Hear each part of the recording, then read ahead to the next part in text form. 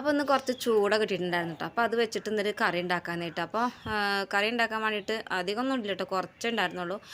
അപ്പോൾ അതാ ഞാൻ അതിലേക്ക് ആദ്യം ഞാൻ മീനൊക്കെ നന്നാക്കി അവിടെ വൃത്തിയാക്കി അവിടെ വെച്ചിട്ടുണ്ട് കേട്ടോ. അപ്പോൾ അതിലേക്ക് ഞാൻ പിന്നെ തക്കാളി, ഉള്ളിയും പച്ചമുളകും അതേപോലെ വെളുത്തുള്ളി, ഇഞ്ചിയും ചതച്ചൊക്കെ ഇട്ട് ഒന്ന് വാട്ടിയെടുക്കാൻ വേണ്ടിയിട്ട് അടുപ്പത്ത് വെച്ചിട്ടുണ്ട് കേട്ടോ. അപ്പോൾ ഞാൻ കുറച്ച് എണ്ണയൊക്കെ ഒഴിച്ചിട്ട് നല്ലൊന്ന് വാട്ടിയെടുത്തിട്ട് വേണം അതിലേക്ക് എന്താ പറയുക നമുക്ക് വേറെ മസാലകളൊക്കെ ചേർത്ത് കൊടുക്കാൻ കേട്ടോ. അപ്പോൾ നല്ല വാടി വന്നിട്ടുണ്ട് കേട്ടോ. അപ്പോൾ നല്ല വാടി വന്ന ശേഷം ആയിരിക്കും കുറച്ച് പുളിവെള്ളം ഒഴിച്ച് കൊടുത്തിട്ടുണ്ട്. പുളിവെള്ളം ഒഴിച്ചിട്ട് ഒന്ന് തിളപ്പിച്ചെടുക്കാം കേട്ടോ. തിളപ്പിച്ച ശേഷം നമുക്ക് അതിലേക്ക് എന്താ പറയുക മുളകും പൊടിയൊക്കെ ഇട്ടെടുക്കാം കേട്ടോ. അപ്പോൾ അത് ആ മീൻ ഞാൻ പകുതി എടുക്കണം കേട്ടോ, കുറച്ച് മീനാണ് എടുക്കണം. അപ്പം ഇവിടെ ഞാനും എന്നെ ഏട്ടനും മാത്രമേ കറി അങ്ങനത്തെ ഈ മീൻ കൂട്ടുള്ളൂ. പിന്നെ സോനും കഴിക്കും. പിന്നെ കറി വെച്ചത് ഞാനും ഏട്ടനും മാത്രമേ കഴിക്കൂ. സോനുവിന് വറുത്തതേ ഇഷ്ടമുള്ളൂ. അപ്പോൾ ഞാൻ കുറച്ച് വറക്കുകയും ചെയ്യണം, ബാക്കിയുള്ളത് കറിയും വയ്ക്കണം വെച്ചിട്ട്. അമ്മയ്ക്ക് ചൂടാ ഇഷ്ടമല്ല. അപ്പോൾ അമ്മ എന്താ പറയുക അമ്മയ്ക്ക് വേറെ കറി ഉണ്ടാക്കാം കേട്ടോ. അപ്പോൾ അതാ ഞാൻ ഇതൊക്കെ നന്നാക്കി ഒക്കെ എന്താ പറയുക അതിൽ മുളകും മഞ്ഞളും ഒക്കെ ഇട്ടിട്ട് ഒന്നും കൂടി ഇളക്കി കൊടുത്തിട്ട് കുറച്ച് പുളിവെള്ളം ഒഴിച്ചു. എന്നിട്ട് അതിലേക്ക് കുറച്ച് മീൻ ഇട്ടെടുത്തിട്ട് നല്ലോണം വേവിച്ചെടുക്കാം കേട്ടോ. അപ്പോൾ അങ്ങനെ വെന്ത് വന്ന ശേഷം ഞാൻ അതിലേക്ക് കുറച്ച് എന്താ പറയുക വെളിച്ചെണ്ണ ഒഴിച്ചെടുത്ത് കുറച്ച് കരിവേപ്പില എടുത്തിട്ട് വാങ്ങി വെച്ചിട്ടോ. കാരണം ഇത് വേഗം ആവുന്നൊരു കറിയാണ്, പെട്ടെന്ന് ആവുന്ന കറി കേട്ടോ. കാരണം ഇതിലധികം സമയമൊന്നും വേണ്ട കേട്ടോ.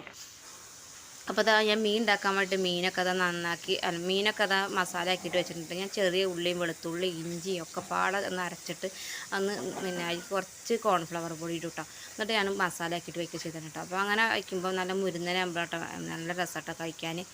അപ്പോൾ അതൊക്കെ മസാല ആക്കി വെച്ച് പകുതി ഞാൻ എന്താ പറയുക അടുപ്പത്ത് വെച്ചിട്ടുണ്ട് കേട്ടോ, വറക്കാൻ വേണ്ടിയിട്ട് അടുപ്പത്ത് വെച്ചിട്ടുണ്ട് കേട്ടോ.